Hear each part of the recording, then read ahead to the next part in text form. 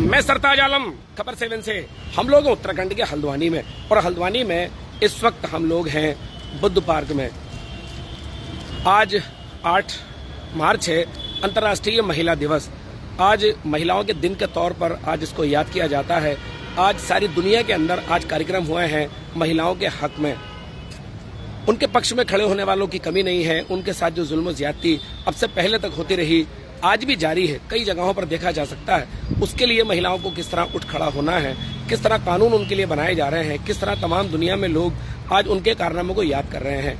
आज बुद्ध पार्क में इंडिया गठबंधन की एक बड़ा धरना भी हुआ, और जहां जहां भी महिलाओं की जैसी स्थिति है आज उस पर भी बातचीत हुई। मेरे साथ आज यहाँ पर कुछ लोग हैं बात करने के लिए। धरना तो हालांकि खत्म हुआ है, लेकिन मेरे साथ यहाँ पर कुछ लोग हैं बात करने के लिए। हम उनसे बात करेंगे। तो ये आप देख सकते हैं, कई लोग यहाँ पर मेरे साथ मौजूद हैं, और हम इन लोगों से गुफ्तगू करेंगे और जानेंगे आज महिला दिवस के तौर पर आज इन लोगों का क्या कहना है। तो मैं सबसे पहले आऊंगा मीमांसा आर्या, क्या कहना चाहेंगे आज 8 मार्च अंतर्राष्ट्रीय महिला दिवस? आज अंतर्राष्ट्रीय महिला दिवस है, और आपके माध्यम से सभी महिलाओं को मैं ढेर सारी शुभकामनाएं देना चाहूंगी। और आज शिवरात्रि भी है, तो उसकी भी सभी को शुभकामनाएं देना चाहूंगी। आज यहाँ पर बुद्ध पार्क में सभी अलग अलग दलों के लोगों ने यहाँ पर एक छोटा सा महिला दिवस के उपलक्ष्य में कार्यक्रम रखा था। जिस तरह से महिला उत्पीड़न बढ़ रहा है, उस पर एक विस्तृत रूप से चर्चा हुई, तो काफ़ी अच्छा लगा वो चर्चा में शामिल होकर भी। और जिस तरह से हम बड़े स्तर से हमारे देश में अंतर्राष्ट्रीय महिला दिवस मनाया जा रहा है, एक खुशी तो है जिस महिलाएं आगे बढ़ रही हैं देश में, हमारे प्रदेश में अलग अलग क्षेत्रों में काम कर रही हैं। लेकिन एक पक्ष और एक नजरिया अगर हम देखें तो वो भी है जहां पर उत्पीड़न के केस भी पिछले 2 सालों में हम देख रहे हैं कि 800 से 900 केस लगभग हमारे प्रदेश में दर्ज हुए हैं। और सबसे बड़ा अगर मैं केस बोलूँ, अंकिता भंडारी जो हमारी छोटी बहन थी, उसको आज तक न्याय नहीं दिला पाए। कौन वीआईपी शामिल थे, उनका नाम आज तक सामने नहीं आ पाया। प्रदेश सरकार बड़ी बड़ी बातें करती है महिलाओं के लिए, ईजा बहनी कार्यक्रम हमारे मुख्यमंत्री जी यहाँ पर करके गए, लेकिन एक बहन को न्याय दिलाने की मांग हमने उस समय भी उठाई थी और आज भी हम उठा रहे हैं। एक हमारा भाई आशुतोष नेगी, वो अभी कुछ दिनों पहले अंकिता भंडारी के परिवार के साथ न्याय की मांग के लिए बैठा था, उसको भी पुलिस ने पकड़ लिया है। तो जब हम महिलाओं को आगे बढ़ाने की बात करते हैं, बेटी बचाओ बेटी पढ़ाओ की बात करते हैं, तो हमारी अगर कोई बहन बाहर जाके काम कर रही है तो उसको न्याय दिला के हम सबसे पहले उसको न्याय दिलाने के साथ हम सबसे पहले अपने प्रदेश की बहनों को खुश कर सकते हैं। और वही मांग आज भी मैं कहना चाहती हूँ। बहुत बहुत शुक्रिया मेरे साथ बात करने के लिए। उत्तराखंड की बात हो, महिलाओं की बात हो, तो मुमकिन ही नहीं है कि अंकिता भंडारी का नाम ना हो। एक स्लोगन भी यहाँ पर बहन के हाथ में है, ये आप देख सकते हैं, अंकिता भंडारी को अभी तक न्याय क्यों नहीं। क्या नाम है आपका, क्या कहना चाहेंगे आज के दिन पर? मेरा नाम रूबी भारद्वाज है। देखिए, आज सभी को अंतर्राष्ट्रीय महिला दिवस की बहुत बहुत बधाइयाँ। आज हम देख रहे हैं पूरे देश में, चाहे वो महिलाएं हैं, चाहे कोई भी समुदाय के लोग हैं, सभी के साथ उत्पीड़न हो रहा है। जिस तरह से हमारे देश में राजनीतिक मुद्दे को, धार्मिक और जातिवाद को लेके साथ साथ महिलाओं के उत्पीड़न को जिस तरह से बढ़ावा दिया जा रहा है, मैं कहूँगी बढ़ावा ही दिया जा रहा है। परसों मेरे एपा साथी के लोग कुछ एक सम्मेलन था, आंदोलन चल रहा था, और उसमें गिरफ्तारी महिलाओं को लाठीचार्ज किया जा रहा है। आप देख सकते हैं कि हम 8 मार्च को महिला दिवस के पक्ष में तो मना रहे हैं, किंतु महिला दिवस को उस तरीके से नहीं देख रहे। बस एक मौखिक तौर पे रह गया है कि हाँ, महिलाओं को आप सुविधा दे दें, आधुनिकता बना दें, बस यहीं तक सीमित रह गया हमारे देश में।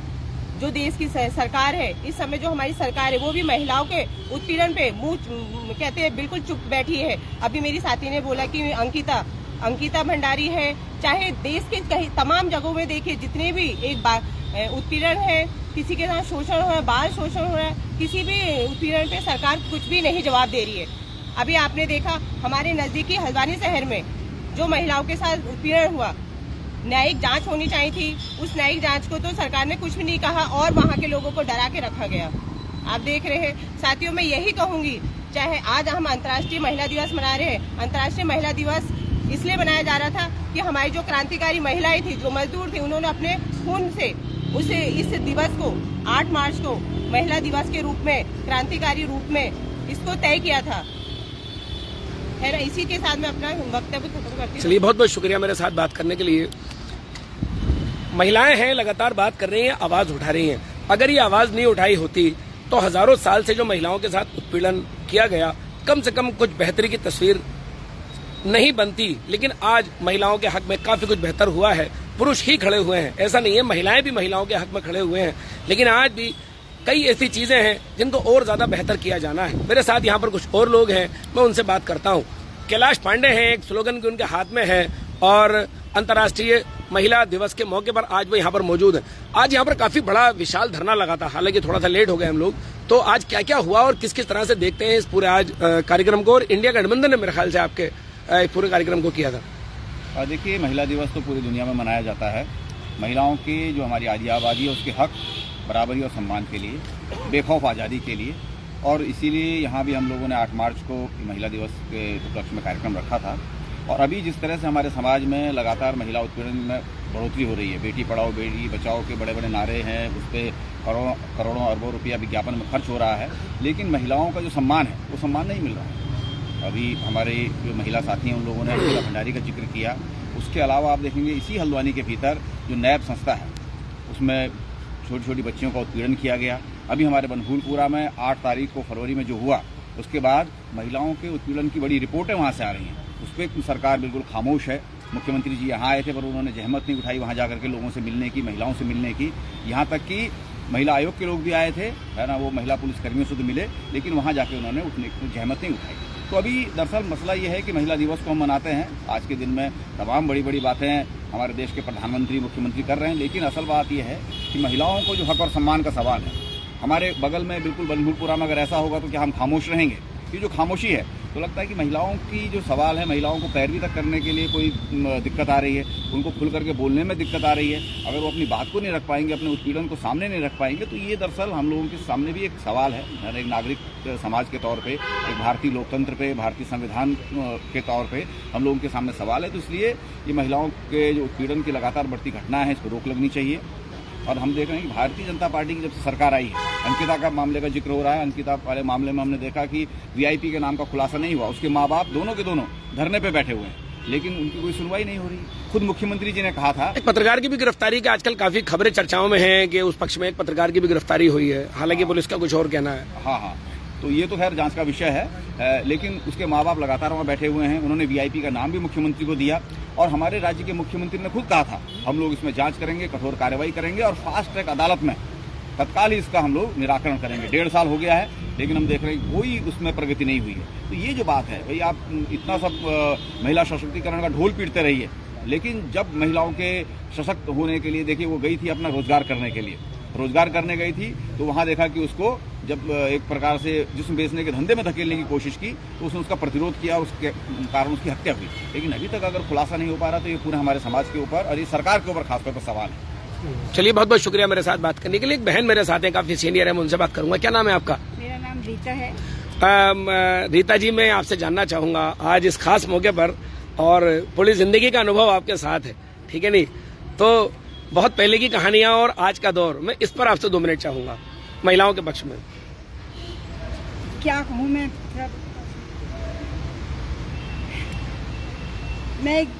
वैसे तो अध्यापिका रही हूँ और मैंने बच्चों को पढ़ाया है, विशेष गर्ल्स कॉलेज में। मैंने तब से देखा उन बच्चों को, मतलब उन बच्चों के साथ शुरू से ही, मतलब महिला है तो उसको शायद घर से ही उसकी उपेक्षा की जाती है, ये मैंने देखा। उन बच्चों को कोई ध्यान नहीं दिया जाता है, और उसके बाद में फिर क्या होता है, जब वो बाहर समाज में आती हैं तो फिर उनके साथ कैसा व्यवहार होता है ये तो आप सभी लोग जानते हैं। तो महिलाओं को घर से ही जब सम्मान नहीं मिलेगा, उनको बार बार घर वाले ही उनको इतना प्रताड़ित करते रहेंगे, तो फिर बाहर क्या होगा। तो इसलिए पहले यह है कि माता पिता सबसे पहले उनको स्वीकार करें कि बच्ची है। लड़कियों को स्वीकार ही नहीं किया जाता है, तो पहले वो माँ बाप स्वीकार करें, बच्ची को स्वीकार करें, और उसके बाद में तब वो आगे समाज में आगे वो कुछ कर पाएगी। मैं कुछ नहीं कर पाती। लेकिन नए दौर की बहू ने तो अपने आप को स्थापित कर लिया है। हाँ, नए दौर में हो सकता है सर। बहू ने, सिर्फ बहू ने, बाकी और किसी ने नहीं। अभी तो सब जगह हालात खराब ही है, लेकिन बहुओं के तौर पर शिकायतें भी कई हैं। अगर महिला को जो हक में जो कानून बने हैं उनका दुरुपयोग भी देखे जा रहे हैं। दुरुपयोग भी है, मतलब कई जगहों पर ऐसा भी देखा जा रहा है। हम आज दोनों ही बात करना चाहेंगे। आप सही कह रहे हैं, और ये कानून बने हैं तो महिलाओं के पक्ष में बने हैं, लेकिन क्या है, महिलाओं ने इनका दुरुपयोग भी किया है। कई जगहों पर ऐसा भी देखने को ऐसा है, डाउरी एक्ट का है मामले में है, घरेलू हिंसा के मामले में है, कई जगहों पर ऐसा भी देखने को मिलता है। लोग फंसाते भी हैं घर वालों को, ये आप सही कह रहे हैं। तो ये तो फिर चलिए, बहुत बहुत शुक्रिया मेरे साथ बात करने के लिए। आप लोग बात करेंगे, जोशी जी से बात करेंगे। जोशी जी, आप क्या कहना चाहेंगे? लंबे वक्त से हम लोग देख रहे हैं कि अंतर्राष्ट्रीय महिला दिवस पर आप लोग हमेशा दिखाई देते हैं हम लोगों को। देखिए, अंतर्राष्ट्रीय महिला आप पूरा नाम बता देंगे सर अपना? मैं कैलाश जोशी। जी। अंतर्राष्ट्रीय महिला दिवस 1908 से जब शुरू क्या हुआ कि बीजारोपण हुआ, और वो बात ये आई थी कि महिलाओं को काम के घंटे कम किए जाएगा, और धीरे धीरे ये आंदोलन बढ़ा और 1975 से इसको आधिकारिक तौर पर मान्यता मिली। ठीक है, तो वो सवाल क्या था कि काम के घंटे कम हो, यानी उद्योगों में, घरों में महिलाओं को काम ज़्यादा करना पड़ रहा था, उनके घर परिवार भी थे, उनके अपने तकलीफ़ें थी, और आज हम उसको यहाँ से जोड़ के देखें तो उत्तराखंड में एक सवाल नहीं है। अंकिता अपनी जगह पर है। अभी हम लोग देखते हैं कि किसान आंदोलन के बीच में सुपर्ण जो एक किसान नेता के रूप में थे, उनकी गोली मार के हत्या हुई। उनकी माँ का जो दर्द है उसको हम कितना आत्मसात कर पा रहे हैं इस अंतर्राष्ट्रीय दिवस पर। या हेलन की जो घटना थी, यहाँ की महिलाएं जो कि घास के सहारे, यहाँ के पानी के सहारे, यहाँ के जंगलों के सहारे, जिसका अपना जल जंगल ज़मीन से जो जुड़ा हुआ है, उसमें हेलन की उस महिला को जिस तरीके से उत्पीड़ित यहाँ की पुलिस ने किया, यहाँ के एनटीपीसी ने किया।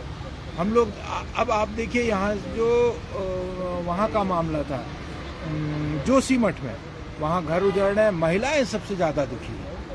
बनफूलपुरा वाली घटना को तो हम किसी हालत में छोड़ नहीं सकते, भूल नहीं सकते हैं। वहाँ की महिलाएं अभी यहाँ पे आई थी, उनकी महिलाएं किस तरीके से परेशान हैं। एक आदमी था, उसको बंद कर दिया, उसके अभी वो कोई कानूनी प्रक्रियाएं नहीं सॉल्व बढ़ा पा रहे हैं। तो ये है उनके सामने। अभी तो हम लोग देख रहे थे कि एक महिला है, उस सोनी नाम की, सुना कि उसकी 1.5 माह या 1.5 साल की कोई बच्ची है, वो बाहर है। अब सवाल ये है कि ये उस छोटी बच्ची का उत्पीड़न ही नहीं है क्या ये? या तो भाई उस छोटी बच्ची को, 1.5 साल की बच्ची को भी माँ के साथ भेजते, मतलब वो छोटी बच्ची कहाँ जाएगी, क्या होगा उसका? ये बहुत बड़े सवाल है। इसके लिए हम लोग जो है जितना भी हो पाएगा, इंडिया गठबंधन के बैनर में जो जिसकी मदद, जायज मदद होगी, हम लोग उसकी मदद करेंगे। चलिए, बहुत बहुत शुक्रिया। इंडिया गठबंधन का आज विशाल धरना यहाँ पर हुआ, और धरने के बाद हम कुछ चंद लोगों से बात कर रहे थे। कैफी आजमी ने एक नज्म लिखी है, वो नज्म मैं आपको, उसके आखिरी कुछ बंद हैं वो मैं आपको जरूर सुनवाऊंगा। तू फलातून अरस तू है, तू जहरा परवीं, तेरे कब्जे में है गर्दूं, तेरी ठोकर में जमी। हाँ उठा जल्द, उठा पाए मुकद्दर से जमी, मैं भी रुकने का नहीं, वक्त भी रुकने का नहीं, लड़खड़ाएगी कहाँ तक कि संभलना है तुझे, उठ मेरी जान, मेरे साथ ही चलना है तुझे। ये कैफी आजमी की एक नज्म है जो कि औरतों के हक में लिखी गई। बहुत बहुत शानदार औरतों के हक में नज़में लिखी गई हैं, जिसमें परवीन शाकिर का भी एक नाम है, वो दुनिया में नहीं है। इसी तरह कई और लोग भी हैं जिन्होंने औरतों के हक में बहुत कुछ लिखा है।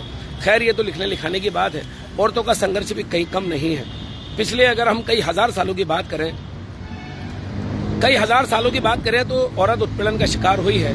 हालांकि ये एक बात अलग है कि औरतों के हक में जो कानून बने हैं उनका दुरुपयोग भी देखने को आता है।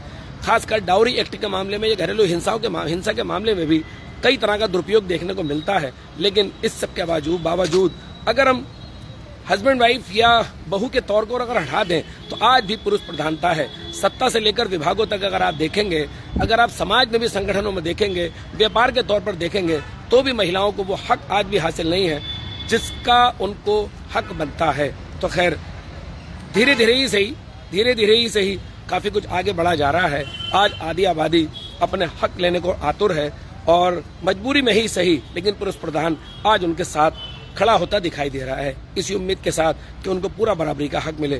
तो आज महिला दिवस पर कई कार्यक्रम हुए। हल्द्वानी में एक समाज, श्रेष्ठ समाज ने आज महिला पुलिस कर्मियों को भी सम्मानित किया, और आज यहाँ भी कार्यक्रम हुआ। उसके अलावा भी कई कार्यक्रम हम लोगों को देखने को मिलते थे, सब जगहों से लाइव नहीं कर पाए, आज यहीं का लाइव कर पाए। तो साथियों,